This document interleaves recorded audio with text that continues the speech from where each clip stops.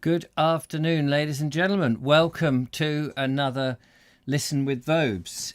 Welcome along. I hope you can hear me. So I'm just going to adjust the camera slightly. That's better.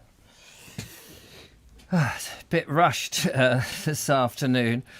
I've just been editing tomorrow's video and I was just checking it back, and there was a few little things I needed to adjust, and time's ticking on. It's like, oh no, I've got to go live. Do the reading show. Oh, it's just been all go. It's all been all go. But there we are. That's another day in the life of. Cheers. I've just managed to get a coffee made as well. Oh, right. Where are we? We are. It's not much of an introduction, is it?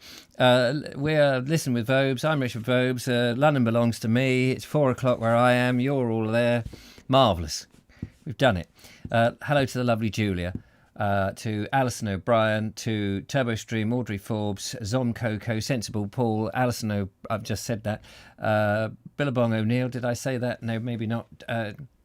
Jen Coley, David Vad, Anne H, Audrey Forbes, Philip Hammond and Mary, Linda Kane, Ollie the Squid. He's live. He's live. Gosh. Flash is alive? Yes. So, right, just going to get my breath back. We're on chapter 56, ladies and gentlemen. I feel a bit somewhat cluttered in here at the moment, so you can't see all the clutter, luckily. Let me take another slurp. Well, so get myself organised. Okay, chapter 56. It would have to be Connie. Not that it was her fault exactly. In the blackout, accidents were happening to other people all the time. And, as accidents go, it was a thoroughly deluxe affair. She was bumped, not much more, by a slow-moving Daimler with a crest on it at the corner of German and St. James's Street. Is it German and St. James's Streets. She wasn't even hurt, but luckily she had the forthright to scream and go down flat in the roadway. Having gone down, she kept her head and lay there without moving. It was a bit risky, of course, with other cars about, but as things happened, it worked perfectly. The Daimler stopped and the man got out. She couldn't see what kind of man because of the blackout, and in any case she wasn't opening her eyes for the moment. He seemed a very nice sort of man. He bent over her almost tenderly and tried to lift her up. Then, when he found that she was limp, horribly limp, he began calling out and asking if there was a policeman anywhere. As soon as she heard him do that, she knew she was all right. Positively in Luck's way, in fact. He wasn't one of the hit-and-run sort. He was going to stop where he was and see the whole thing through. And every time he called out, she got to liking him more.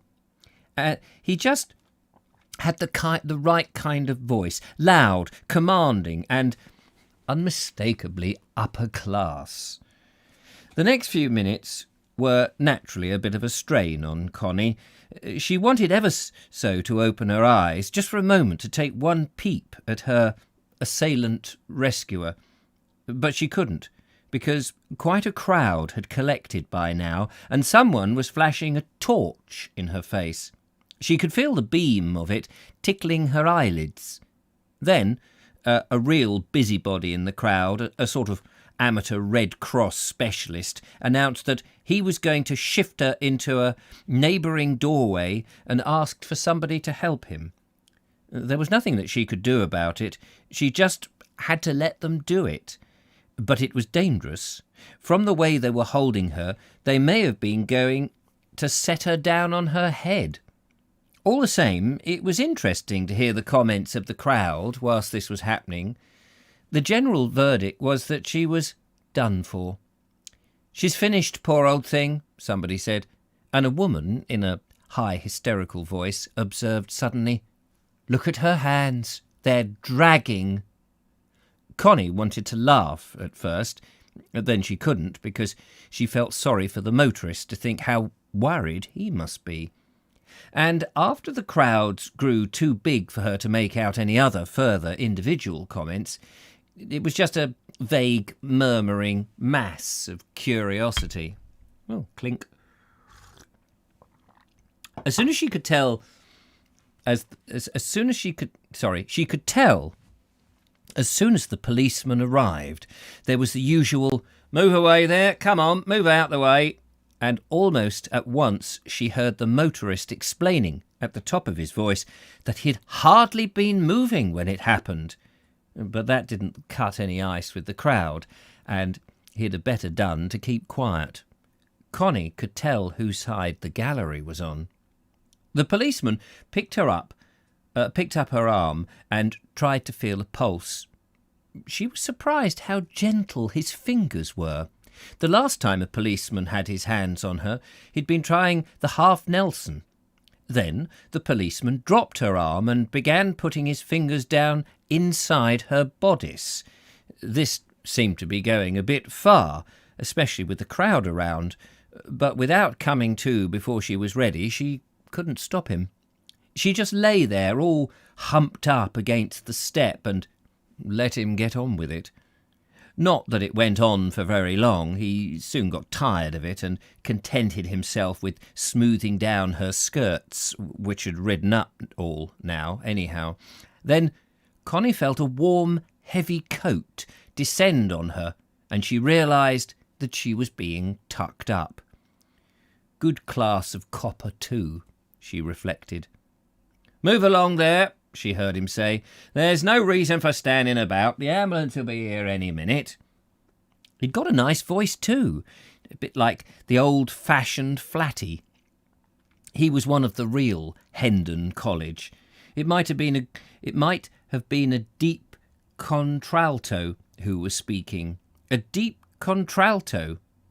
Connie felt her blood run cold, colder than it was already from having lain in the road.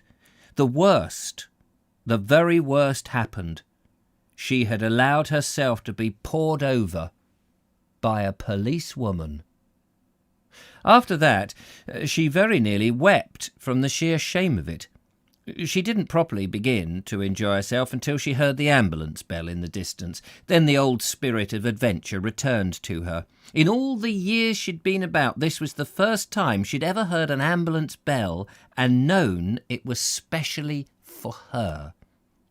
She opened her eyes just as she was lifting up. She opened her eyes just as they were lifting her up onto the stretcher. Opened her eyes and gave the crowd her blessing.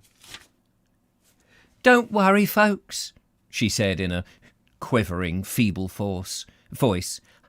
"I'm all right. Only shaken." She couldn't have bitten her tongue. She could have bitten her tongue out, of course, as soon as she said it. It was giving the whole case over to the insurance company. But once an actress, always an actress. She tried to console herself. There were some exits which are better absolutely silent, and some that need a line or two just to point them. The hospital was a thoroughly up-to-date and efficient sort of hospital, more efficient than really suited her, in fact, and somehow not friendly. There was too much white tiling about, and too many unshaded lights, and too many nurses. After her nasty experience with the policewoman, she was in no mood to have every stitch of her clothing taken off by brisk young females who kept finding fresh places to wash. They might have been laundresses, not nurses, by the way they set on her, and they had to remind her that if she'd lain unconscious in the roadway, they'd be pretty dirty too. The surgeon who examined her was the cool sort, cool and aloof and indifferent. He went all over her and then told them, more like an instruction than a good-night kiss, to tuck her up for the night. From his manner she got the impression that he'd cleared the operating table specially for her, and now felt himself cheated out of something. He wasn't any friendlier on the night ward either. She couldn't even raise a drink before they left her. She said something about brandy, but the sister only laughed at her and came back a few minutes later with something in a cup. But because there was nothing else, Connie drank it. It was tea, sweetened with glucose, and about the worst cup of tea she had ever had brought to her. They let her out the next day after the doctor had been round again, and Connie made her own way back to Dulcimer Street. She was so stiff at first, especially where the wing of the car had touched her, that she began to wonder whether she'd really got out of the gutter if she'd wanted to. The whole one side felt as if a goods train had run into her. But she put it to herself this way. Well, old duck, suppose the car had really been moving. Would you still have stayed there and said your prayers? Would you, Connie dear? And back came the same answer. You bet your sweet life you wouldn't. Besides, there was always the insurance claim to console her.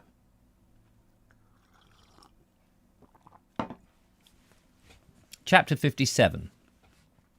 Mrs. Jan Bill had replied, and the reply had just been what Mr. Squales hoped for. In consequence, there he was in the corner of a first-class carriage, a copy of Everybody's Weekly on his lap. He'd been reading it earlier, but now he was just toying with the pages. In any case, I'll chuck it out of the window before I get there, he told himself. Bit too popular for this kind of weekend. Because he was alone in the carriage, he had contrived to get thoroughly comfortable. With his legs up on the cushions opposite, he was luxuriating. He had unbuttoned his waistcoat and loosened his cravat. His shoes, his new fashionable pointed shoes, were unlaced and the tongues folded forward onto the uppers. He had been smoking a railway cigar that he had bought at the station, and, even though it had gone out in a pungent, unprepossessing fashion, he was reluctant to throw it from him. A cigar, a first-class carriage, and a country house weekend ahead of him, Mr. Squales did not want to forfeit the least part of savour. It's a long shot I'm taking, he told himself. There may be nothing in it, but after all, beggars can't be choosers. He picked up his hat from the seat beside him and looked inside the lining. It was there. Mrs. Jan Bill's obituary notice from the Mr. Jan Bill's obituary notice from the Times. Mr. Squales studied it carefully. The need might not arise, but if it did, at a séance or something, he wanted to be prepared. If they were expecting a direct voice stuff from their visitor, they'd surely rather have him word perfect than tongue-tied. After a moment, he resorted the cutting to its hiding place, or he even restored the cutting to the hiding place, and continued to stare out of the window. His mind flitted back, and he remembered his parting from Mrs. Vizard. He shuddered. It had been deplorable. She had behaved as if he were leaving for the South Pole. Recriminations, tears, and finally, as a token of her love, a packet of sandwiches for the journey. It was the packet of sandwiches which he most resented. He couldn't really feel at ease as a gentleman until he'd been able to pop the smelly grease paper parcel into a wastebasket on the platform. He kept the little label which said, "To Rico, in case he is hungry on the train," simply because it flattered him to think what a masterful hold he had over her. As a matter of fact, he rather regretted the sandwiches by now. Chiddingly was further than he had expected, and he was beginning to feel hungry. Also, it had somehow been such an ungracious thing to do. After all, Mrs. Vizard had advanced the money for the ticket. Surely it was not unreasonable that she should have imposed some kind of conditions on the journey. Impose conditions? That was precisely what, at the back of his mind, was worrying now. And such conditions. She had asked him not to be extravagant. Not as crudely as that, of course, just as meaningfully. When, one by one, she had passed the £3 notes over to him, she had significantly added, "I'm not a rich woman, Rico. I only wish I was. Then I'd give you then I'd give you this more often." Nicely put as it had been, the words still rankled. It was the one small cantankerous reminder in what promised to be a beautiful weekend. It may have been the smooth passage of the train, or the flat, featureless countryside, or his own sandwich hunger. Whatever it was, one of his queer fits of abstraction came over him. Suddenly he felt himself slipping, not bodily but mentally. He forgot about cigars, first-class carriages, country house weekends, everything. His mind went reeling sideways into somewhere that he didn't recognise. He was no longer in the railway train. There were pebbles and coarse sand beneath his feet. And behind him, even though he could not see them, he knew they were everywhere, were black, jagged cliffs and rolling uplands. And even though, so to speak, he had only just arrived there, he knew that he was on an island. What was more, he knew that he couldn't get off. He was a prisoner. At the top of the cliff paths, there were strands of barbed wire stretched across the sky. In the shallow of the cliffs behind him, an armed guard was standing.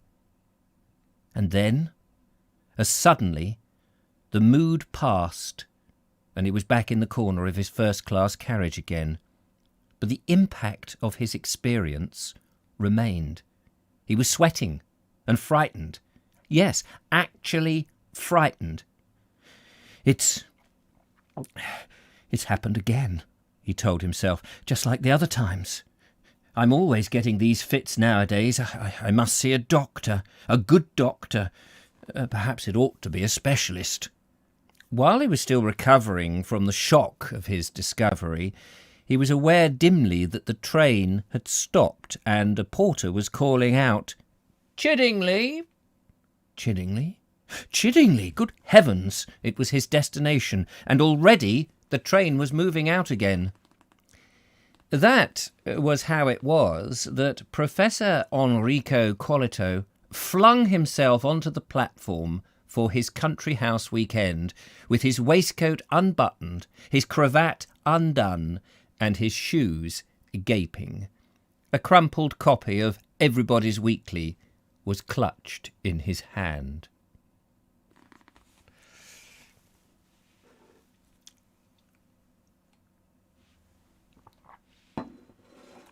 It was Mrs. Jan Bill's chauffeur who sorted him out, picked up the big leather valise that had once been Mr. Vizard's, and recovered the copy of Everyone's Weekly when Mr. Squales dropped it. I must have been asleep, Mr. Squales said vaguely. Quite so, sir. He seemed a respectful, deferential sort of man, the chauffeur, and Mr. Squales' spirits returned to him. He retied his cravat and buttoned up his waistcoat. Except that his shoes were still sliding about like small pontoons under him, he felt more like himself again. This, after a full start, was more like it. Walking behind the chauffeur, he allowed himself, so far as his shoes permitted, a faint swagger, an undeniable something in his gait. And The car in the station yard fully justified it. The chauffeur opened the door, and Mr. Squales stepped into a large, rather old-fashioned drawing-room, upholstered entirely in Bedford cord. He sank back further than he expected, so that his feet momentarily rose in the air, and when he had recovered himself, the chauffeur wrapped a fur rug around him as if he was delicate. "Ah," said Mr. Squales involuntarily. It was some distance to the house, and he amused himself by playing with the little cut-glass bottles that were mounted into the side of the car at his elbow. Only one had anything in it, and it nearly took his head off when he sniffed it. It was smelling salts. After that he left Mrs. Jan Bill's playing things alone and rehearsed his policy for the weekend. "If there's any suggestion of hunting or shooting or anything like that," he told himself, "I shall just have to be firm about it.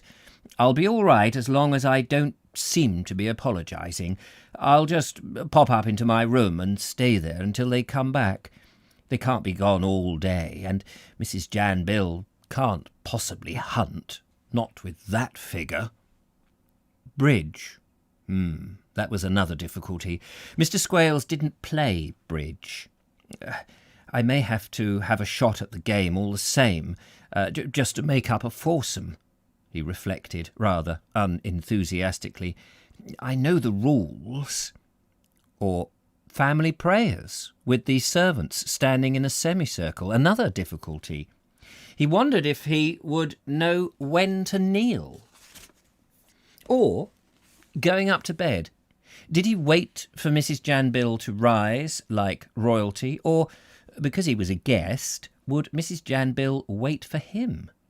He didn't know, and he didn't want the two of them sitting up there till morning because he was holding things up himself. "Never mind," he consoled himself. "Nothing so tricky when you've done it once." Besides, he had evolved a formula, an infallible solution to the social maze. "It's no use pretending to be other than you are," he mused. "I will remain a treasure of the great cities on a brief visit to the rural landscape. After all, it's perfectly in keeping. My clothes, my appearance, everything. I will keep myself a bit apart deliberately. I'll be different. And once I've built up the part a bit, I can do anything. Anything." The car slowed down and turned sharply, and Mr. Squales found himself following a winding drive across the small park. An immense inner gratification came over him.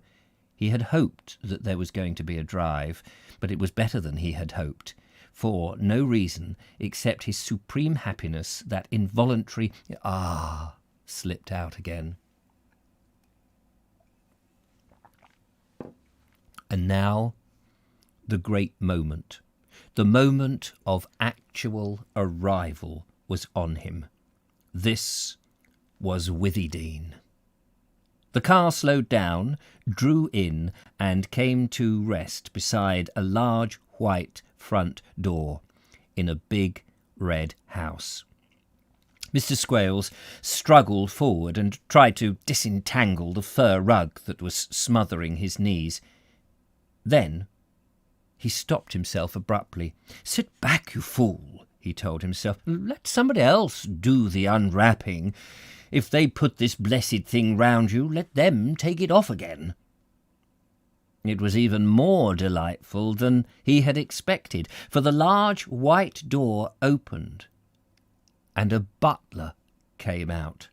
Like the chauffeur, he seemed a decent, respectful sort of man. He let the chauffeur carry the late Mr. Vizard's leather valise as far as the doorstep, and then he took it from him. Mr. Squales followed, a faint smile of satisfaction softening the hard, unsuccessful mouth. Then he stopped. My hat," he said. I must have left it in the car." The chauffeur shook his head. "You weren't wearing a hat, sir," he said. Not wearing one?" "No, sir." Oh, so he'd left it in the train, had he? At this very moment 16 shillings and 9pence worth of spreading black felt was quietly trundling across the countryside to an unknown destination. Anyhow, he settled it. Without a hat, the creature of the great cities line would be a bit too difficult. He would have to think of something else. And then he had it. The absent-mind professor, of course. He could explain, that would explain anything and everything. "No matter," he said. "It is of no consequence." But wasn't it? Suppose the hat turned up again, handed in by the station-master or something, with Mr. Jan Bill's obituary sticking up inside the lining.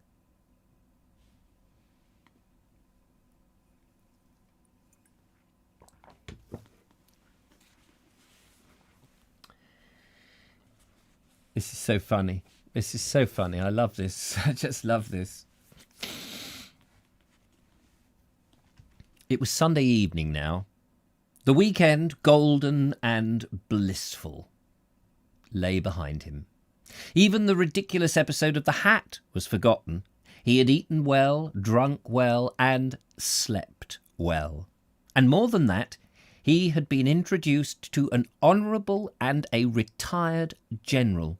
Admittedly, Mrs. Jan Bill hadn't made him any actual offers of professional engagements, but she had been affability itself. No, affability wasn't the right word. It was something at once stronger and more tender. Friendliness, perhaps, or even affection. They had enjoyed some beautiful talks together in the conservatory, talks about the beyond and the other self, with the butler hovering with the silver tea things in the background. The tea, scented china stuff that was like drinking an actress's handbag, had a profound effect on Mrs. Jan Bill. It broke down all reticence. She became personal and intimate.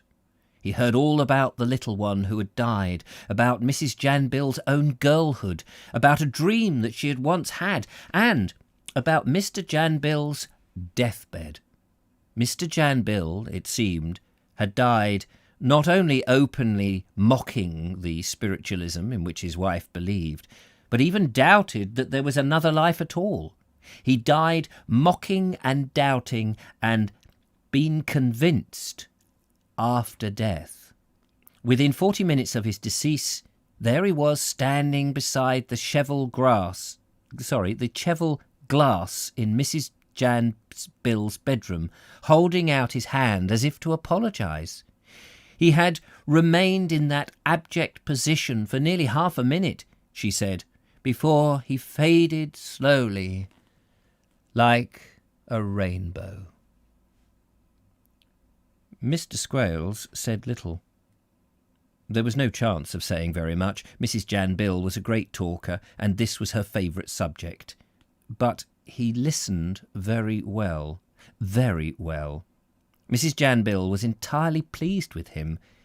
It was a flower that she had picked specially for him, that he was wearing in his buttonhole at this moment. He sat back, a cigar, a real cigar, not a railway one this time, between his fingers. He had just drunk 2 glasses of port in the dining room, and was in the happy condition of feeling inwardly at peace. The sturdy simplicity of country life, he was ready to admit, had so much to commend it. That was not to say, however, that Sunday night dinner hadn't come as something of a disappointment. For a start, except for the soup, it had been a cold meal, and Mr. Squales disliked cold meals. Moreover, he resented not having been allowed to wear his new dinner jacket. But as Mrs. Jan Bill very pointedly said, "We don't dress on Sunday evening." What was there he could do? Nothing. But it was a pity, all the same, because the dinner jacket hadn't, he felt, been seen in its best light the previous evening. The long mysterious fold had humped itself along the shoulders, and if you weren't careful how you stood, there was a gap wide enough to thrust your hand down between the collar band and the waistcoat. But that was all over now. He'd discovered the secret of wearing the thing. If you kept your elbows into the side all the time, as though you were riding a horse, you could hardly tell. It could hardly have fitted better. It was only when you reached out for anything that the seams at the shoulders gave out that little crackling noise, as though invisible fingers were stealthily unpicking them. But what was specially annoying was that Mrs. Jan Bill herself, after telling Mr. Squales not to dress, came down the stairs wearing a mass of beige lace that Mr. Squales hadn't seen before, and a necklace of uncut amber that looked like native trophies. Not dress, indeed. And the coldness of the meal had been reflected in the company. After the magnificence of the Honourable and the General on the Saturday night, there was a definite served-up look about this evening's guests. A retired civil servant who'd been out east, and the vicar from the next village who believed in ghosts. Nor did the solitary lady do anything to relieve the party. The wife of the civil servant, she was even more retired than her husband, a vague, wispy presence, who she seemed to have lost her touch with the world years ago. The vicar, who was a bachelor, kept glancing nervously across at her as though expecting her at any moment to vanish altogether. The conversation was left mainly to Mrs. Jan Bill and Mr. Squales. The vicar had a slight impediment in his speech, which led him to abandon most sentences half-finished. The vague, wispy woman said nothing, and the retired civil servant who'd been out east, having announced that he had once seen the rope trick but didn't know how it was done, relapsed into complete silence, as though reluctant to be drawn further. For the past 10 minutes, gathered round the fire in the drawing-room, no one, except Mrs. Jan Bill, had said anything, and she was talking about flowers, a subject which Mr. Squales found boring. "The beautiful things," he allowed himself to say at last. "Earth spirit is how I always think of them. So fresh, so rare." Damned, the conservatory next door was positively blocked with them. "And so pure." He broke off. "Have you noticed," he asked, "how frequently they come through to us from the other world?" Mrs. Jan Bill's face lit up. "That reminds me," she said. "Why shouldn't we?" Why shouldn't we what?" Mr. Squales asked, apprehensively. He felt sure that Mrs. Jan Bill was going to suggest a séance, and he was equally sure that in the loyalty to his profession he should refuse. It was unfair to struggling mediums everywhere that he should be asked to perform on a hearthrug for nothing except his keep. "The planchette board," Mrs. Jan Bill answered. "It's such an opportunity. With you here, it may write something."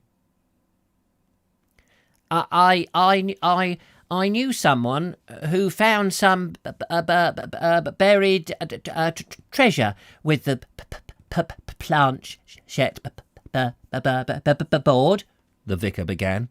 "I'd told him where it told him where to look." "In India," observed the retired civil servant, "they use beans." The vague, wispy lady drew a transparent wrap across her grey hair and said nothing. And then another of those inexplicable things happened to Mr. Squales as soon as he'd got his fingers on the planchette. It was as though a magnet had made contact with its keeper.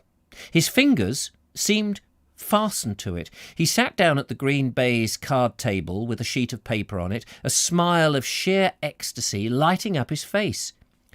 "I shall close my eyes," he observed simply, and as soon as he closed them, he was remote from the others, quite remote. He was floating, distinctly floating, so distinctly indeed that he would not dare have opened his eyes again for the dread of the chasms that lay beneath him. But all the time he was aware that the planchette was writing for him, desperately writing, words that poured through him. The change in Mr. Squales was so sudden that the vicar, who believed in ghosts, grew quite alarmed. Do they always breathe like this?" he asked. "Only in a trance," Mrs. Jambill whispered delightfully. "Anything may happen now." The retired civil servant bent forward to study the paper underneath the moving planchette. But Mrs. Jambill motioned him back into his chair. "Not now," she said. "Afterwards. We mustn't disturb him." And still the writing went on. Up and down the paper the pencil raced, sometimes dancing about in curves, sometimes merely scribbling, but always breaking off ever so often to write furiously. Mr. Squales' forehead was covered with a thick, beady perspiration. Then the pencil ran off the paper, ploughing up the smooth green baize, and Mr. Squales abruptly slumped forward in his chair. He was obviously completely exhausted. It was the vague, wispy lady who was the first to get hold of the paper. She snatched it up, almost as though she were stealing it from under Mr. Squales' nose, and held it up to the light. "I'll read it to you," she said. Then she paused. "How funny," she went on. "It says the same thing, over and over again." "It may do," Mrs. Jambill answered tartly, "but what is it that it says?" She was annoyed that anyone other than herself should have been allowed to read it first. Mr. Squales was her guest, and she felt that she had a prescriptive right to his spirit writings. As she spoke, Mr. Squales himself sat up and looked about him. He felt dazed, and the first words he heard were those of the vague, wispy woman reading from the piece of paper. It says, "For God's sake." It says, "For God's sake, don't look inside my hat," she answered loudly. "Just that, all the way down the page."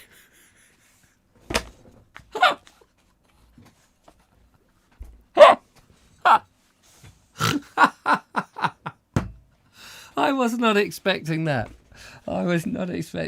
Well done, Norman Collins. That's classic. "For God's sake, don't look in my hat." Oh, there was I thinking that, there was a little bit of real spiritual work going on. And he kind of is. He was exhausted. "For God's sake, don't look into my hat." Oh.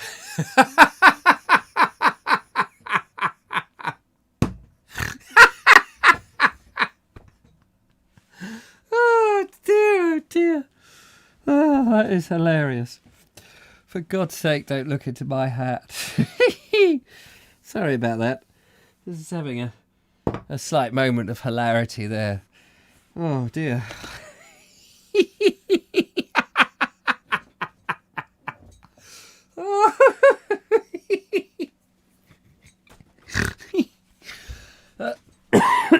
Sorry, the COVID. Right. Gather yourself.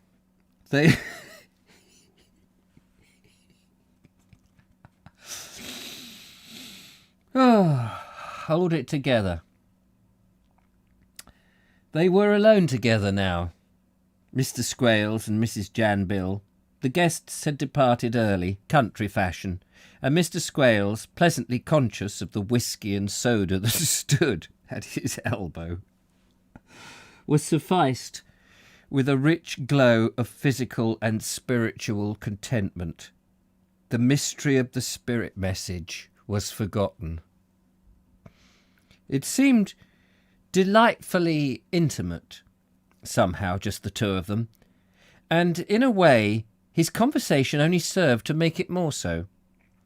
For no matter on what subject Mrs. Jan Bill started, Mr. Squales always contrived to jerk things around to the personal and particular. "What you were saying just now interested me so much," he told her, "about the hours you spend alone. I have been so much alone myself that I know the meaning of loneliness full well." He always added another "oh" to the word because it made it sound more expressive. "Haven't you got any friends?" Mrs. Jan Bill asked him. Mr. Squales shook his head. "What are friends?" he answered. "They come, they stay for a short space, and then they go away again. Life, all life, is like a pitcher, a jug, you know, full at one moment and empty the next." "But don't you meet a lot of interesting people in your profession?" Mrs. Jan Bill asked him. "The sort of people you want to go on knowing?"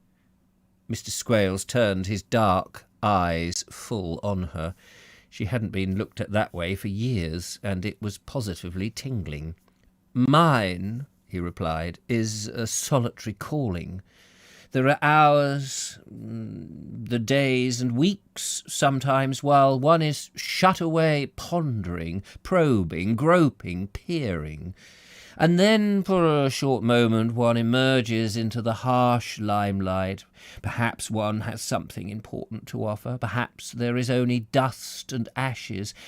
Mediumship is not a safe bet like other professions." "A safe bet?" Mrs. Jan Bill repeated.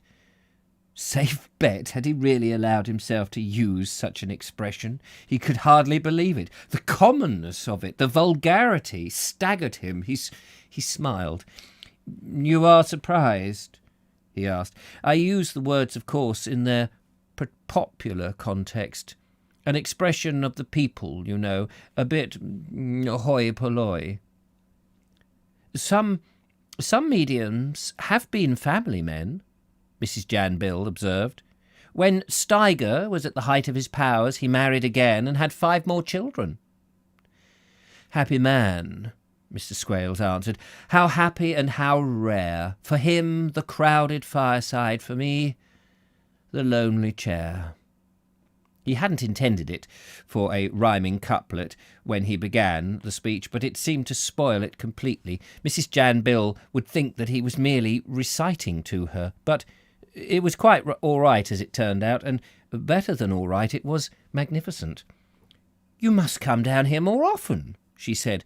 "This house is usually full of people." "Oh, you are too kind," Mr. Squales answered her. "Really too kind." He paused. "It's only my work that keeps me. There is nothing else. Nothing." Mrs. Jan Bill glanced across at him. "Why don't you stop down here over Monday?" she asked. "They're not expecting you back, are they?" Mr. Squales paused again. "There is no one to expect me," he said. "As I told you, no one." "It must be strange being quite alone as all that," Mrs. Jan Bill said reflectively. "Haven't you got a secretary or anyone?" Once more Mr. Squales did not reply immediately, and when he did his voice was lower and more vibrating than Mrs. Jan Bill had ever heard it. It was obvious that the poor man was struggling to conceal his feelings, and she blamed herself for being tactless. "It's probably my fault," he said. "All my fault. When I entered my ivory tower, I should have left the door ajar, but I didn't. I bolted it upon the world. Now still a young man, I am like a hermit. If I were to die tomorrow, tonight, at this moment, there would be no mourners, because there would be no one to mourn. I am a man. I am like a man from Mars, a creature with no ties on earth. He took out his handkerchief as he said it and blew his nose. Then he happened to glance down at the rug. Mrs. Jan Bill was glancing down too. There, on the hearthrug, was the little label that said, "To Rico, in case he gets hungry on the train." Mr. Squales covered it hurriedly with his foot. "No ties on earth," he repeated. Do you know, Norman Collins should, and I know authors do this, don't they? They have characters. He should have written a book, a sequel book, or not a sequel, but just a spin-off book about Mr. Squales. It would have been hilarious. Or another author to have written a book about Mr. Squales. Oh, I could read about the mishaps that Mr. Squales gets himself into. It's just wonderful. It is just wonderful.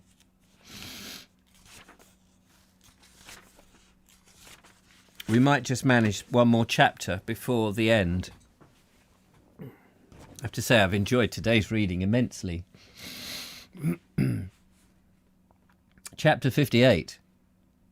Connie had been upstairs, crying.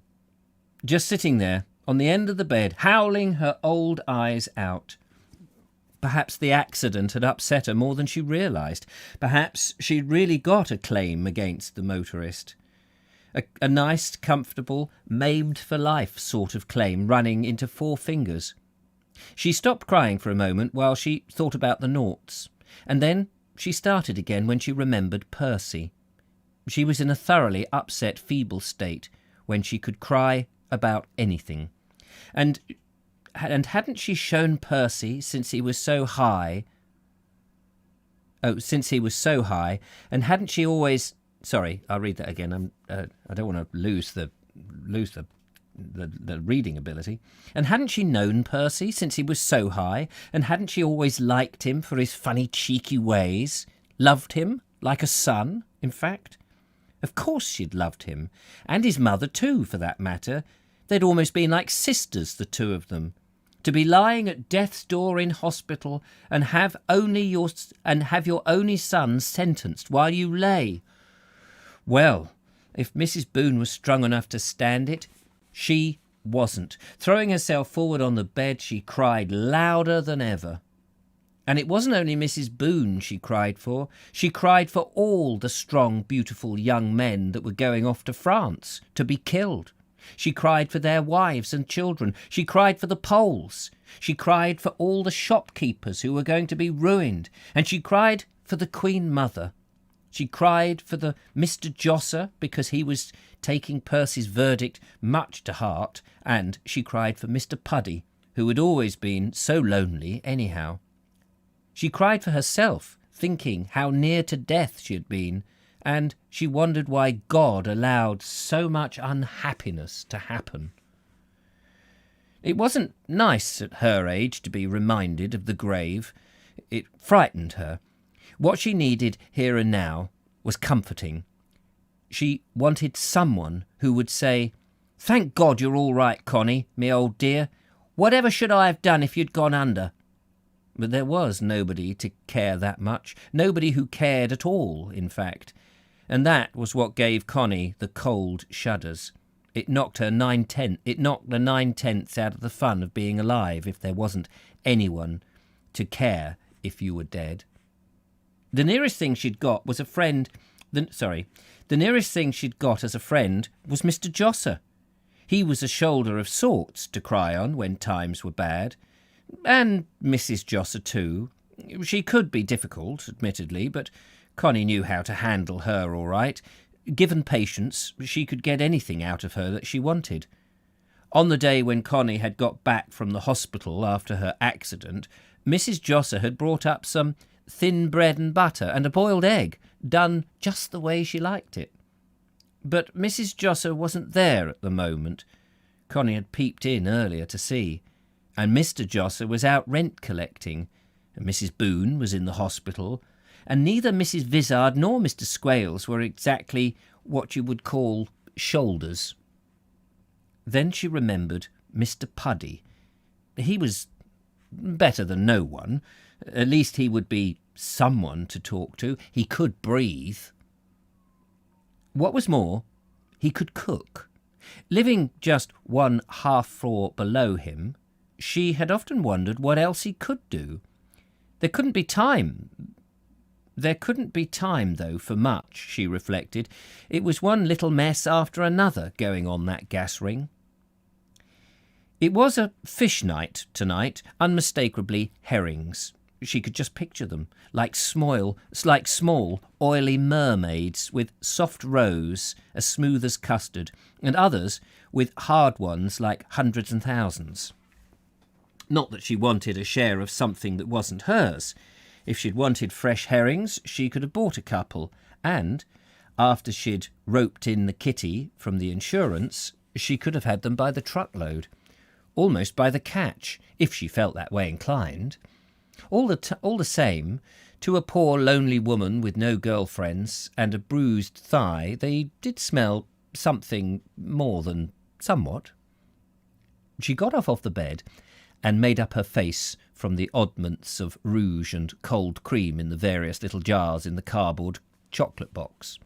Then she refizzed the bang of hair in front, and finally she dabbed herself behind the ears and on the backs of her hands and under the chin from a little new bottle of Midnight Desire that one of the young ladies had carelessly left behind at the nightclub. Finally, she went upstairs and knocked timidly at Mr. Puddy's door. He was in his shirt sleeves and carpet slippers when he answered her knock. At any time, roused only with difficulty and particularly adverse to interruption when eating, he stood there solid, immobile and resentful, but also impatient, and his impatience was what betrayed him. He was eager, frantically eager, to get back to his fried herring. "Cupboard," he said. "Cupboard and shut the door." It was the first time that Connie had ever been in Mr. Puddy's room by invitation, but she noticed at a glance that all the odd things were wrong with it. It was a woman's hand that was missing. In short, there was no one to arrange the flowers. Mr. Puddy sat down. He was still puzzled, distinctly puzzled. "Got to go on," he explained. "Getting cold." "But of course," Connie assured him. "You go right on, just as though I'm not here. I can have my supper any time." There was another herring, a third one, in the dish in front of him. Mr. Puddy tried to shield it with the evening paper. He'd never felt so tenderly towards any fish as he felt now towards that last herring. "Well," he said at last, "tell me what's up." Connie drew her chair a little nearer to him and nearer to the table. "It's your advice I want," she said. I wanted a man to turn to." Mr. Puddy shifted in his chair when he heard the words. There was something distinctly flattering in the first part. He had always prided himself on his advice, but the second part had alarmed him. He'd been a widower long enough to know the perils of that state. "Oh," said Mr. Puddy, to show that he was listening, but not actually committing himself. "Well, it's like this," Connie began. There was me, quiet as a wren, going quietly to work, when suddenly, out of the darkness, a great big Daimler." Mr. Puddy listened and ate and listened. But the more he listened, the slower he ate. And towards the end, he was just playing with his food, his eyes bulging, and no wonder. The incident in Jermyn Street had been transformed into something that was worth listening to. Flat out, with the driver bent low over the wheel and—" "How did you see if it was behind you?" Mr. Puddy asked. "In a shop window," Connie told him. "That's it. I saw its reflection. I tried to leap out the way, but before I could do a thing—" She broke off for a moment. "Oh my," she said. "Don't those herrings smell delicious? You go on before the other one gets cold." "What happened then?" Mr. Puddy demanded. He returned to his meal as he said it. The fish was at the difficult stage now. Only tiny white fragments were left clinging to the ingenious spring framework of the fine bones. It was really a full-time job now, and he had lingered too long. The little bits of fish were stone cold, and he pushed the plate away from him. "Like the other one?" he asked. "I've finished." It was while Connie was toying with the cold herring that she took stock of Mr. Puddy. Caught earlier, he might have been quite a fine man. There was still plenty of him, but he wasn't exactly the lean cowboy type any longer, and his breathing seemed to get in the way of all other things. Like his footsteps, it was slow, heavy, deliberate, and sounded as though it might stop any moment. But there was good sense inside him. He was emphatic about one thing, and that was the hopelessness of trying to get money out of insurance companies unless you had a lawyer to represent you. "You might as well give up," he said. "Simply give up. Insurance is hopeless. You want someone smart to represent you." He shook his head sadly while he was speaking. Apparently, for years he'd been coming off second best in encounters with Pearl and the Prudential and Lloyd's. "But who?" Connie said. "They're just as bad as themselves, some of them, the solicitors, wheels within wheels, you know." Mr. Puddy nodded. He knew. "What's wrong with Mr. Boggs?" he asked. "Did his best for Percy." "And where is Percy now?" Connie demanded. "Where he ought to be," Mr. Puddy answered. "Where it's safer for other people." That turned the conversation onto more general matters. Mr. Puddy liked talking when he was in the mood for it. It was a great restorer of self-respect, was talking, and murders had always been his favourite subject. Next to food, violent death was one of the things that kept him happy and contented. The Josser's clock downstairs struck 6, and Connie rose reluctantly. "Duty calls," she said. "On with the dance." Mr. Puddy got up and pushed his chair back. "Say beer," he said. On the whole, he was rather glad that— "Oh, same here," that's what he's saying. He's got say beer. On the whole, he was rather glad that Connie had looked in on him, glad that she'd been in an accident too, because it had given them something to talk about. But Connie wasn't moving. She was looking at the faded enlargement over the mantelpiece. Against a background of pampas grass, it showed a large dark woman with a flat, sad face. "Was that Mrs. P?" she asked. "It was," answered Mr. Puddy, noticing the picture for the first time for years. Don't you miss her?" Connie asked. "Miss her?" Mr. Puddy repeated. "I haven't been the same man since." He stationed himself in front of the photograph and stared at it lovingly. An expression of cloudy melancholy came over his eyes. "What a woman," he said at last. "What a woman. And what a cook. She could cook anything, she could. Puddings, pastry, Barbados. Potatoes. Anything." And now we've reached chapter 59, which we will reach tomorrow. We will read it tomorrow, Mr. Puddy's just told me. There you go. There you go. How about that? Isn't that lovely? Fantastic. What an amazing author. London Belongs to Me by Norman Collins. We've all enjoyed it. I have enjoyed today immensely. It was great fun reading to you. Thank you so much. Join me tomorrow and we will do more of this nonsense. It's all good fun. Enjoy the rest of the day if the sun is shining where you are. It is here. I've just finished editing. I'm going to upload the edit for tomorrow. Delightful walk around Alciston. Who knows? It's down in East Sussex anyway. It's lovely. Take care. Thank you for coming. I will catch up with you soon. Tutty bye for now. Bye-bye.